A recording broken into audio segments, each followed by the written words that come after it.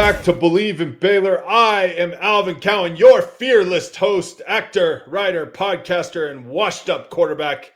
Here to cover all things for your maybe soon-to-be Big 12 champs, the little old Baylor Bears from Waco, Texas. Let's go. Welcome back, folks. Sorry I am not in my green for those of you watching the YouTube channel. Got my fresh new poncho polo. Poncho, if you're out there, we're looking for sponsors. Don't be afraid to hit your boy up. All right. Bye week. Got a little Big 12 midseason check-in. Reason why I've changed it from your future Big 12 champions to your maybe future Big 12 champions. We got a hard road, folks. Hard road.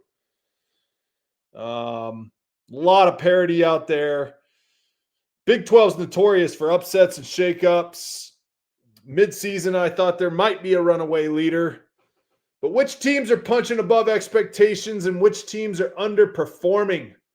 Little snack for you this week to tide you over until our big one against TCU next week. We're going to take the weekend off. No post game this week, but we'll see you next week for a preview episode. We got a joint episode with Believe in TCU's host coming at you next week. So, Big 12 conference preview or mid-season review. To me, there's really two tiers. If you look at it, BYU, Tech, Arizona State, and Cincinnati are all 2-0 in conference, 4-1 or 5-0 in the overall. And then you got a pack of one-loss teams, of which the Bears are one, Iowa State, Kansas, Arizona, Houston, TCU, Utah.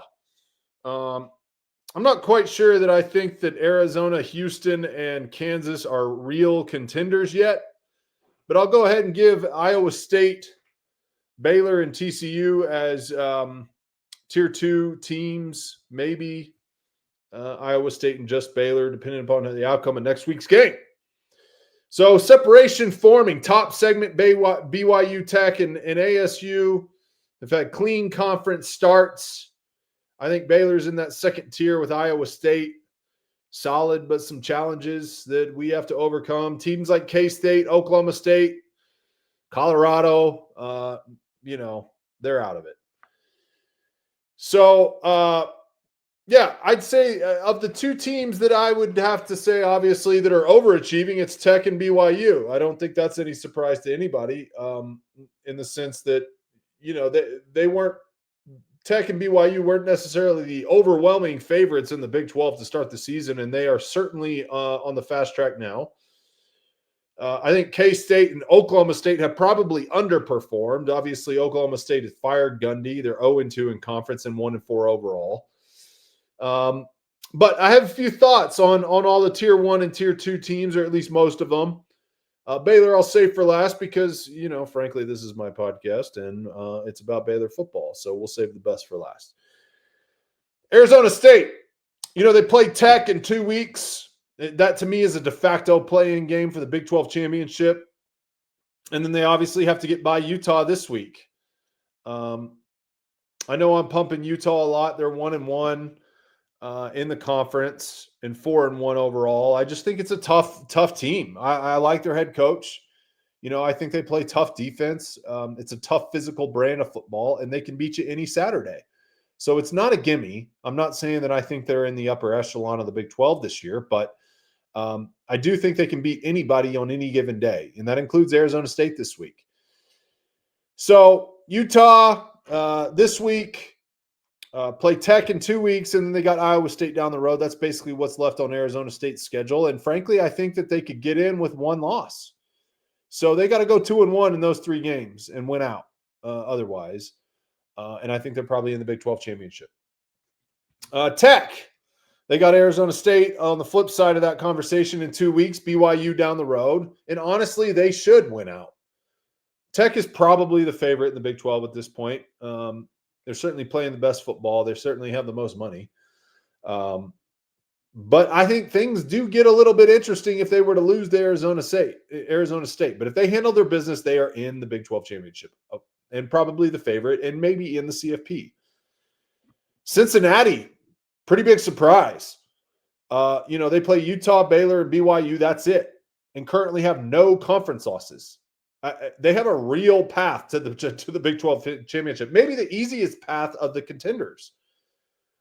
As you'll see, uh, I'm not convinced that BYU is a real contender at this point, and Cincinnati, really has to play 3 football games: Utah, us, and BYU.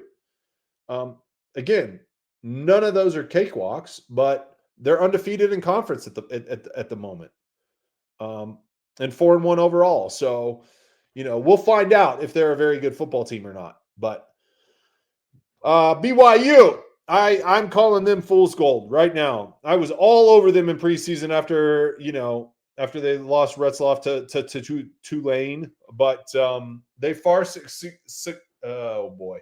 They have far exceeded my expectations after Retzloff left. They've got 5 games left against Tier 1 or Tier 2 teams. Starting on October 18th, they play in a row Utah, Iowa State, Texas Tech, TCU, and Cincy. Yikes. I would say 3-2 is a good run against that, depending upon how the chips fall. Maybe that gets them into the Big 12 conversation if they're 8-2. But I think 2-3 is more likely, and they're out of it. Good team, had a good run, feel good story to some degree after losing Retzloff and all the drama surrounding the program in the preseason. But yeah. Iowa State. They play BYU, Arizona State, and TCU. Lost to the only Tier 1 team that they played, Cincinnati, last week, 38-30. So are they any good? I guess we'll find out. Otherwise, they really haven't played anybody besides beating K-State and Ireland in week 1, a win that looks, increasingly less impressive as K-State season rolls on. And, was an odd game in Ireland, right? We've already been through that, but man, those are more like circus events than football games. Even if they go 2-1 in the games that they have against those Tier 1, Tier 2 teams, they're still a 2-loss team, and I just don't think 2 losses get you into the Big 12 championship conversation. So that leads us to Baylor Bears. Next week we play TCU, then at Cincinnati, and eventually Utah. Truthfully, we got to win out to have even a shot.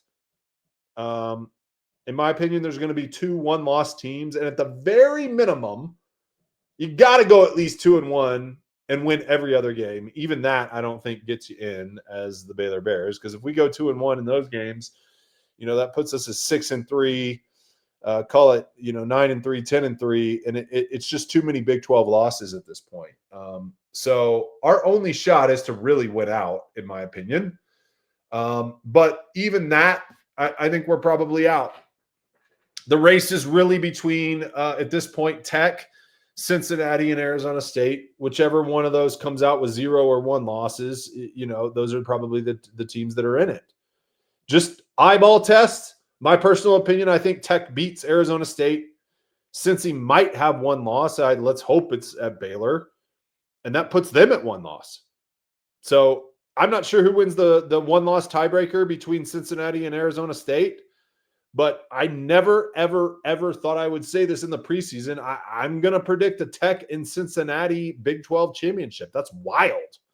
Never thought I'd say that. And Tech, for their part, has a real path to the playoff. I think it gets really, really, really interesting if Tech makes it undefeated to the Big 12 championship and loses in the Big 12 championship to a Cincinnati team that has 1 loss. Automatic Big 12 championship qualifier goes to Cincinnati at that point, and a 1-loss Tech potentially is left out of the college football playoff. Could that happen? Certainly happened last year. Last year, the Big 12 only got Arizona State into the dance. So 1-loss non-champion Texas Tech might not go. Yeesh. That would not be a great look for the Big 12. But if Tech were to lose to Arizona State, and then avenge that loss in the Big 12 championship, it might be interesting if in that scenario, if the Big 12 got 2 teams in, whether that's Cincinnati and Tech or Tech and Arizona State, Tech being the Big 12 championship in that scenario. So those are my thoughts on the overall mid-season report on the Big 12 championship, on the Big 12 race. Always an interesting conference. Very little defense being played, of course, outside of Salt Lake City. And, it's going to be an interesting race down the wire. The bulk of the games that matter are in the back half of the schedule, and Baylor certainly has their shot, I guess. If we went out in the Big 12, I would think we'd be in the championship game.